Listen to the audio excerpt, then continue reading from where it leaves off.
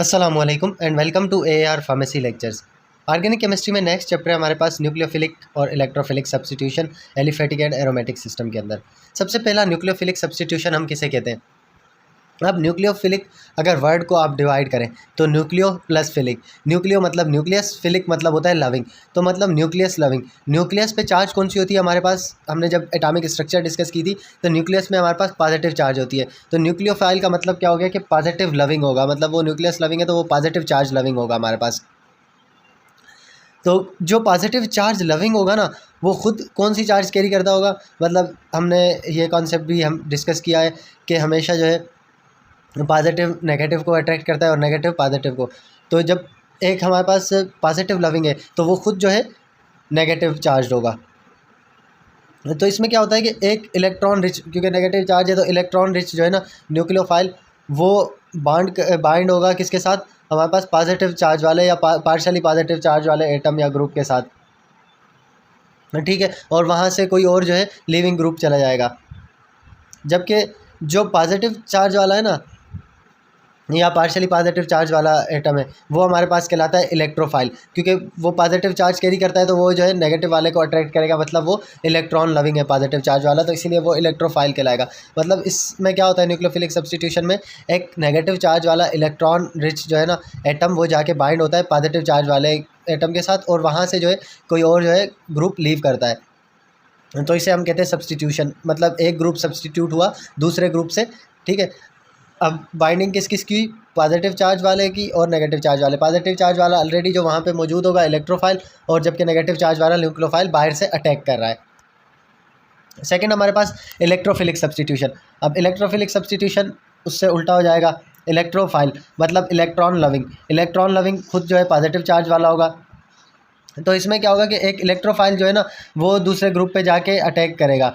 Typically ये जो है हाइड्रोजन एटम्स होते हैं जो जाके अटैक करते हैं, क्योंकि हाइड्रोजन ऐसा है जिसपे पॉजिटिव चार्ज हमारे पास होती है। मगर लाजमी नहीं है कि सिर्फ हाइड्रोजन ही जाके जो है अटैक करे तो वो हम इलेक्ट्रोफिलिक सब्स्टिट्यूशन कहेंगे, दूसरे ग्रुप भी हो सकते हैं, मगर टिपिकली हमारे पास हाइड्रोजन होता है जो एज अ इलेक्ट्रोफिलिक सब्स्टिट्यूट काम कर रहा होता है। इसके अलावा न्यूक्लियोफिलिसिटी, न्यूक्लियोफिलिसिटी किसे कहते हैं कि न्यूक्लियोफाइल की जो एबिलिटी होती है ना, इलेक्ट्रॉन डिफिसिट एटम पे, मतलब वो पॉजिटिव चार्ज वाले एटम पे जहाँ पे इलेक्ट्रॉन कम है उस पर अटैक करने की जो न्यूक्लियोफाइल की सलाहियत होती है, एबिलिटी होती है, उसे हम कहते हैं न्यूक्लियोफिलिसिटी। अब न्यूक्लियोफिलिक अटैक या सब्स्टिट्यूशन एलिफेटिक सिस्टम के अंदर, ठीक है। जब भी न्यूक्लियोफिल अटैक करेगा एलिफेटिक सिस्टम, मतलब हमारे पास ऐसे कार्बन एटम जो ना एरोमेटिक रिंग कैरी करता हो ना कार्बोनाइल एटम का पार्ट हो, मतलब उनमें जो है हमारे पास एरोमेटिक रिंग स्ट्रक्चर ना हो, एलिफेटिक स्ट्रक्चर हो, तो वो हमारे पास कहलाएगी न्यूक्लियोफिलिक एलिफेटिक सब्स्टिट्यूशन। मतलब ये हमारे पास एलिफेटिक कंपाउंड्स हैं, स्ट्रेट चेन वाले हैं, तो उनमें जब भी हमारे पास रिप्लेसमेंट हो रही है न्यूक्लियोफाइल की तो वो कहलाती है न्यूक्लियोफिलिक एलिफेटिक सब्स्टिट्यूशन। अब फॉर एग्जांपल हमारे पास जो है मिथाइल है, मिथाइल के साथ ब्रोमाइड ग्रुप लगा हुआ है, ठीक है। अब ब्रोमाइड पे नेगेटिव चार्ज है, ये भी न्यूक्लियोफाइल होता है। अब इस पे आके हमारे पास अगर OH ग्रुप अटैक करता है, ठीक है, OH ग्रुप जब भी अटैक करेगा ब्रोमाइड को रिमूव कर देगा और उसकी जगह खुद आके बाइंड हो जाएगा, तो ये हमारे पास कहलाएगी न्यूक्लियोफिलिक एलिफेटिक सब्स्टिट्यूशन, ठीक है। क्योंकि जो OH ग्रुप है वो न्यूक्लियोफाइल है, OH पॉजिटिव चार्ज लविंग है, खुद नेगेटिव चार्ज कैरी करता है, ठीक है। और दूसरा एलिफेटिक हमारे पास ये कंपाउंड है, एलिफेटिक कंपाउंड के अंदर आके जो है वो अटैक कर रहा है, ब्रोमीन को उसने सब्स्टिट्यूट किया, तो इसीलिए यह कहलाएगा न्यूक्लियोफिलिक एलिफेटिक सब्स्टिट्यूशन रिएक्शन। इसके अलावा न्यूक्लियोफिलिक एरोमेटिक सब्स्टिट्यूशन। अब एरोमेटिक सब्स्टिट्यूशन का मकसद क्या है कि जब भी जो है ना एरोमेटिक रिंग वाला जो हमारे पास कंपाउंड है उसमें सब्स्टिट्यूशन हो तो वो कहलाएगी न्यूक्लियोफिलिक एरोमेटिक सब्स्टिट्यूशन। मतलब अब जो है न्यूक्लियोफाइल हमारे पास जो नेगेटिव चार्ज वाला कंपाउंड था वो आके अटैक कर रहा है एरोमेटिक रिंग पे और वहाँ से सब्स्टिट्यूशन करा रहा है, तो ये कहलाएगी न्यूक्लियोफिलिक एरोमेटिक सब्स्टिट्यूशन। जैसे हमारे पास ये बेंजीन ब्रोमाइड वाली रिंग है, ठीक है, ब्रोमोबेंजीन या बेंजीन ब्रोमाइड। अब इस रिंग पे जो ब्रोमाइड ग्रुप है इसको आके NH2 अगर रिप्लेस कर ले तो ये हमारे पास कहलाएगी nucleophilic aromatic substitution. Aromatic substitution इसलिए क्योंकि एरोमेटिक रिंग पे सब्स्टिट्यूट हो रहा है, ब्रोमीन की जगह NH2 आ रहा है। न्यूक्लियोफाइल इसलिए NH2 जो है वो नेगेटिव चार्ज कैरी करता है और ये जो है न्यूक्लियोफाइल लविंग मतलब न्यूक्लियस लविंग कंपाउंड है हमारे पास, तो इसलिए ये कहलाएगी न्यूक्लियोफिलिक एरोमेटिक सब्स्टिट्यूशन। अब न्यूक्लियोफिलिक सब्स्टिट्यूशन जो हमारे पास होती है वो दो तरह की होती है, SN1 रिएक्शन और SN2 रिएक्शन।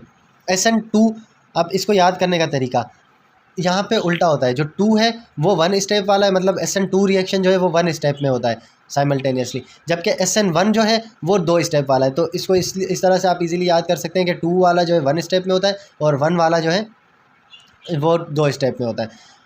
अब इसमें रेट ऑफ रिएक्शन जो है वो डिपेंड कर रहा होता है हमारे पास मिथाइल क्लोराइड की कंसनट्रेशन, उसके अलावा OH ग्रुप जो हमारे पास मतलब जो न्यूक्लियोफाइल है उसकी कंसनट्रेशन पे डिपेंड कर रहा होता है।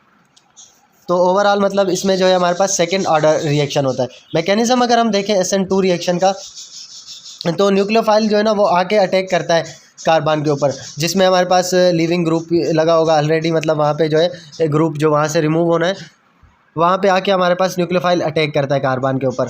फिर जो है न्यूक्लियोफाइल और जो हमारे पास कार्बन है उसके दरमियान बॉन्ड बन रहा होता है, और जबकि लीविंग ग्रुप और जो कार्बन होता है उसके दरमियान बॉन्ड ब्रेक हो रहा होता है। मतलब दोनों चीज़ें जो है ना साइमल्टेनियसली हो रही होती हैं एक ही स्टेप के अंदर।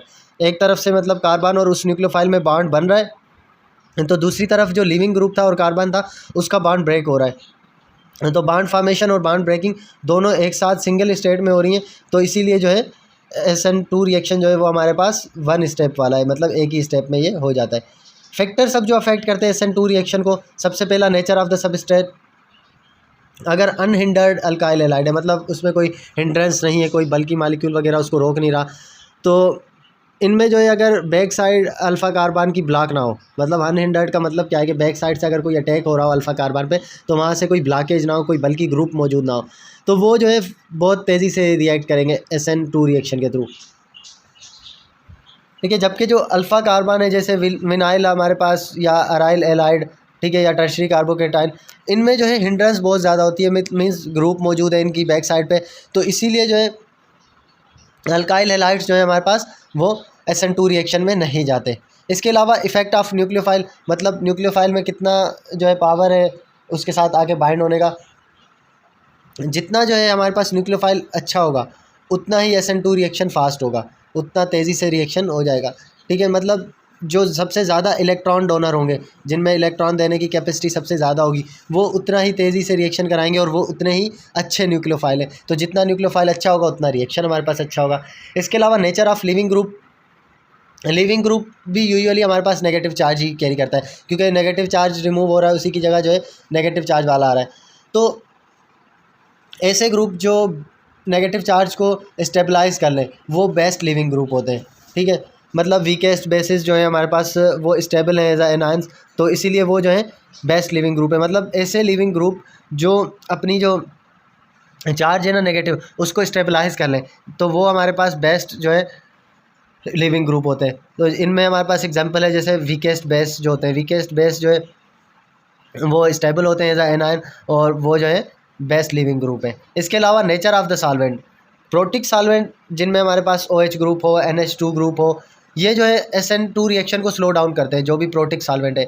जबकि एप्रोटिक सॉल्वेंट और जो पोलर इन नेचर हो, ठीक है, एप्रोटिक होने के साथ साथ पोलर इन नेचर हो, जैसे एग्जांपल हमारे पास एसीटोन है, तो वो जो है SN2 रिएक्शन को स्पीड अप करते हैं। जबकि नॉन पोलर सॉल्वेंट्स जैसे हाइड्रोकार्बन्स वगैरह हो गए, इनमें जो है हमारे पास SN2 रिएक्शन स्लो होता है, क्योंकि नॉन पोलर है नेचर, तो इनमें जो है ज़्यादातर हमारे पास SN2 रिएक्शन स्लो होता है बहुत।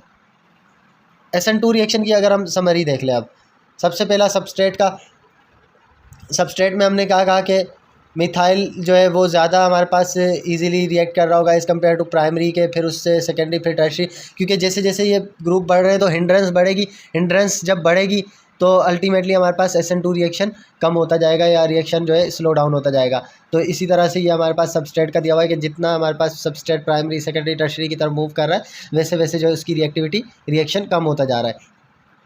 इसके अलावा न्यूक्लियोफाइल अगर नेगेटिव चार्ज ज़्यादा है एज़ कम्पेयर टू न्यूट्रल के, तो वो ज़्यादा रिएक्शन करेगा, क्योंकि इलेक्ट्रॉन देने की सलाहियत अगर उसमें ज़्यादा होगी तो वो रिएक्शन अच्छे से करेगा। इसके अलावा लिविंग ग्रुप अगर स्टेबलाइज कर रहा हो नेगेटिव चार्ज को, तो वो ज़्यादा अच्छा रिएक्शन करेगा। इसके अलावा सॉल्वेंट का हमने डिस्कस किया कि सॉल्वेंट जो है वो पोलर भी होना चाहिए और एप्रोटिक भी होना चाहिए। नेक्स्ट हमारे पास है SN1 रिएक्शन। ठीक है, जो भी हमारे पास SN1 रिएक्शन मतलब अब 2 स्टेप वाला आ गया। जैसे टर्शरी ब्यूटाइल क्लोराइड हमारे पास हाइड्रोक्साइड आयन्स के साथ रिएक्ट कर रहा होता है। इसके अलावा टर्शरी अल्काइल हैलाइड्स जो है ना वो इसेंशियली इनर्ट होते हैं सब्स्टिट्यूशन से, मतलब टर्शरी अल्काइल हैलाइड्स पे अगर हम सब्स्टिट्यूशन SN2 रिएक्शन के थ्रू कराई जाए, ठीक है, तो वो वहाँ पे जो है ना बिल्कुल रिएक्शन नहीं करेंगे, क्योंकि हमने डिस्कस किया था कि उनमें स्टेरिक हिंड्रेंस होती है, बैक साइड से कोई अटैक नहीं हो सकता अल्फा कार्बन पे। तो जब अटैक नहीं हो सकता तो वो SN2 रिएक्शन के थ्रू जा नहीं रहे होते टर्शरी जो हमारे पास अल्काइल हैलाइड होते हैं। इसके बावजूद जो है tertiary alkyl halides nucleophilic substitution में जाते हैं, मगर उनमें जो मैकेनिज्म इन्वॉल्व होता है ना वो होता है SN1 वाला रिएक्शन। मतलब टर्शरी अल्काइल हैलाइड्स अब हमारे पास SN2 रिएक्शन के थ्रू तो न्यूक्लियोफिलिक सब्स्टिट्यूशन नहीं कर पा रहे थे, क्योंकि उनमें हिंड्रेंस थी, तो बैक साइड से जो है अल्फा कार्बन ब्लॉक था, जिसकी वजह से कोई ग्रुप अटैक नहीं कर पा रहा था। मगर उनमें अब न्यूक्लियोफिलिक सब्स्टिट्यूशन तो हो रही है दूसरे मैकेनिज्म के थ्रू, SN1 मैकेनिज्म के थ्रू, ठीक है। SN1 हमारे पास सब्स्टिट्यूशन जो है ये फर्स्ट ऑर्डर है SN1 मतलब हमारे पास यूनिमॉलिक्यूलर है। इसके अलावा SN1 जो है फर्स्ट ऑर्डर काइनेटिक को फॉलो करता है, मतलब रेट जो है वो डिपेंड करता है सिर्फ एक रिएक्टेंट की कंसंट्रेशन। जब 2 की पे डिपेंड कर रहा था तो वो था हमारे पास सेकंड ऑर्डर काइनेटिक्स। तो ये हमारे पास फर्स्ट ऑर्डर है, मतलब सिर्फ एक रिएक्टेंट की जो है कंसंट्रेशन पे डिपेंड करेगा। वो कौन से रिएक्टेंट की? अल्काइल हैलाइड की। न्यूक्लियोफाइल की कंसंट्रेशन पे डिपेंड नहीं करता, मतलब अल्काइल हैलाइड जिसके साथ मतलब वो आके रिएक्ट कर रहा था उसकी जितनी कंसंट्रेशन हमारे पास ज़्यादा होगी उतना जो है रेट तेज़ होगा। रिएक्शन अगर हम देखें ऑर्डर ऑफ रिएक्टिविटी, तो SN1 रिएक्शन का ना SN2 से उल्टा है ऑर्डर ऑफ रिएक्टिविटी। जैसे SN2 में हमने डिस्कस किया था कि हमारे पास मिथाइल से जो है प्राइमरी की ज़्यादा रिएक्टिविटी थी और उससे सेकेंडरी की और उससे ज़्यादा टर्शरी की, तो यहाँ उसका टोटली इन्वर्स है SN1 रिएक्शन में। टर्शरी जो हमारे पास ग्रुप है उनकी रिएक्टिविटी ज़्यादा है एज़ कम्पेयर टू सेकेंडरी के, उनकी रिएक्टिविटी प्राइमरी वाले से ज़्यादा है, फिर उनकी जो है हमारे पास विनाइल से ज़्यादा है और फिर उसकी रिएक्टिविटी फिनाइल और फिर फर्दर मिथाइल से ज़्यादा है। तो इस तरह जो है इसमें उसका इन्वर्स हो जाता है, टर्शरी जो है वो ज़्यादा रिएक्टिव है हमारे पास। मैकेनिज्म अगर हम देखें SN1 रिएक्शन का तो ऑलरेडी हमने डिस्कस किया कि ये 2 स्टेप है। अब इसमें जो पहला स्टेप होता है वो स्लोअर होता है, स्लोअर होता है इसीलिए वो जो है रेट लिमिटिंग होता है। रेट लिमिटिंग हमारे पास कौन सा स्टेप होता है?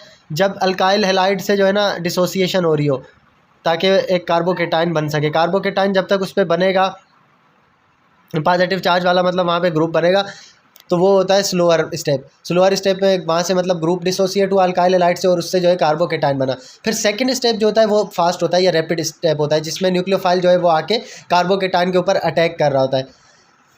अब न्यूक्लियोफाइल जो है ना वो हमारे पास स्लोअर स्टेप में बिल्कुल इन्वॉल्व नहीं होता। जो रेट लिमिटिंग स्टेप है उसमें न्यूक्लियोफाइल का कोई भी रोल नहीं होता हमारे पास। फैक्टर्स अगर हम देखें जो SN1 रिएक्शन को अफेक्ट करें, सबसे पहला नेचर ऑफ सबस्ट्रेट। जो हाईली सब्स्टिट्यूटेड अल्काइल हैलाइड्स होंगे वो जो है एक स्टेबल कार्बोकेटाइन बनाते हैं। जब स्टेबल कार्बोकेटाइन बनाते हैं तो उनमें जो है हमारे पास रिएक्टिविटी ज़्यादा होती है।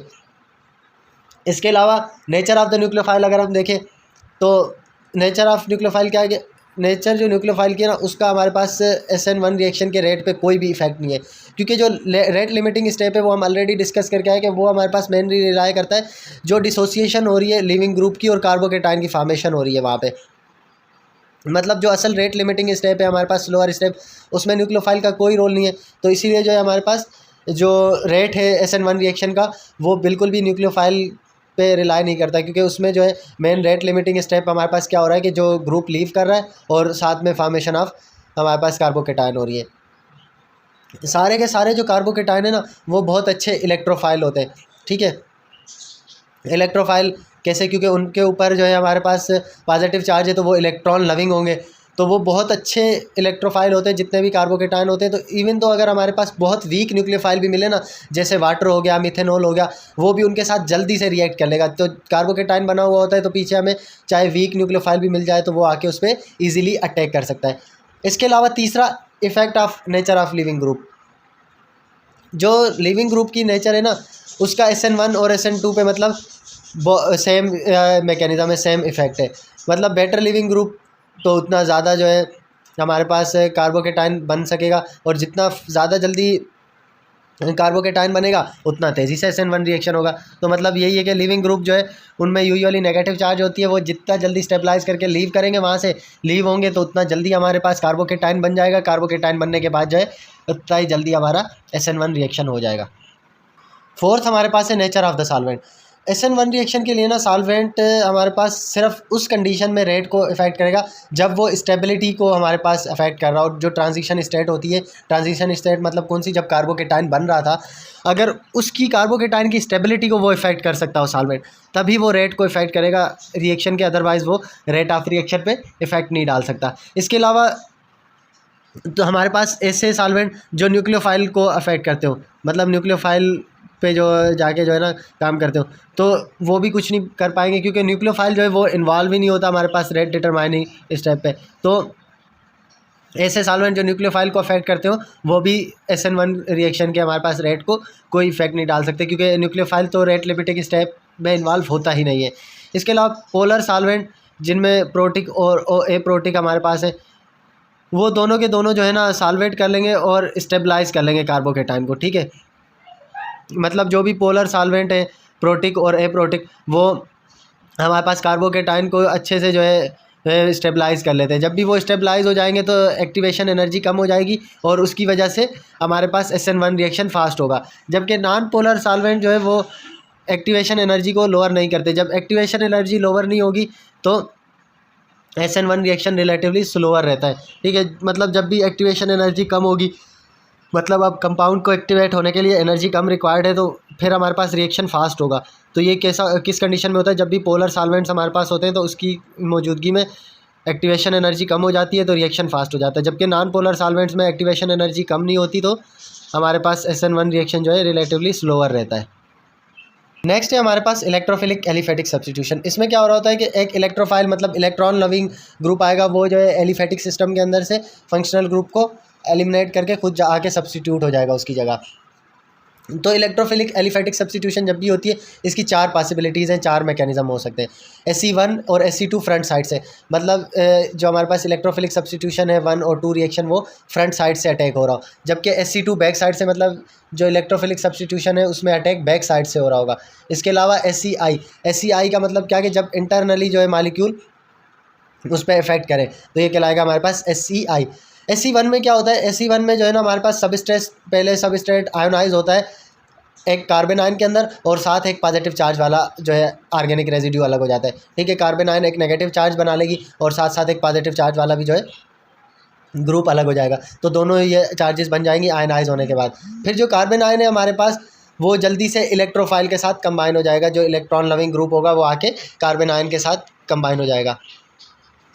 जबकि SE2 रिएक्शन हमारे पास वो सिंगल ट्रांजिशन स्टेट है, जिसमें जो है प्रीवियसली बॉन्ड और न्यूली बॉन्ड फॉर्मेशन जो है दोनों साथ साथ हो रही होती है। मतलब प्रीवियसली जो बॉन्ड बना हुआ था वो टूट रहा होगा और वहीं पे आके हमारे पास नया बॉन्ड बन रहा होगा, जैसे हमने प्रीवियसली डिस्कस किया था न्यूक्लियोफिलिक सब्स्टिट्यूशन के अंदर कि हमारे पास जो है साइमल्टेनियसली बॉन्ड फॉर्मेशन और बॉन्ड ब्रेकिंग हो रही होती है। ऐसे ही यहाँ पे भी जो है SE2 रिएक्शन के अंदर जो है सिंगल ट्रांजिशन स्टेट के अंदर ओल्ड बॉन्ड जो है वो टूट रहा होगा और न्यू बॉन्ड जो है वो बन रहा होगा।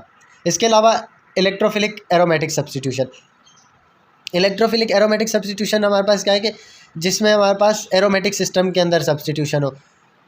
यूजुअली जो है हाइड्रोजन वो रिप्लेस होता है किसी भी इलेक्ट्रोफाइल से, ठीक है। मतलब एक इलेक्ट्रॉन लविंग ग्रुप आके वो एरोमेटिक सिस्टम के अंदर सब्स्टिट्यूशन करा रहा होगा। कुछ इंपॉर्टेंट हमारे पास इलेक्ट्रोफिलिक एरोमेटिक सब्स्टिट्यूशन है, जैसे aromatic nitration, aromatic halogenation, aromatic sulphonation, या जो है एसाइलेशन या अल्काइलेटिंग फ्रेडल क्राफ्ट रिएक्शन। तो इसमें क्या हो रहा होता है कि एक एरोमेटिक रिंग जो है उसके ऊपर सब्स्टिट्यूशन हो रही है, इलेक्ट्रोफिलिक ग्रुप आके अटैक कर रहा है, मतलब electron loving group positive charge वाला आकर उस पर अटैक कर रहा है एरोमेटिक रिंग पे और वहाँ से जो है सब्स्टिट्यूशन करा रहा है। बहुत शुक्रिया वीडियो लेक्चर को देखने का। यहाँ पे हमारे चैप्टर्स कंप्लीट होते हैं। फर्दर आप लोगों को कोई भी कन्फ्यूजन है, कोई भी चीज़ समझ में नहीं आई तो आप लोग जो है मुझे डायरेक्ट मैसेज करके बता सकते हैं या यहीं पे जो है कमेंट सेक्शन में मेंशन कर दीजिए।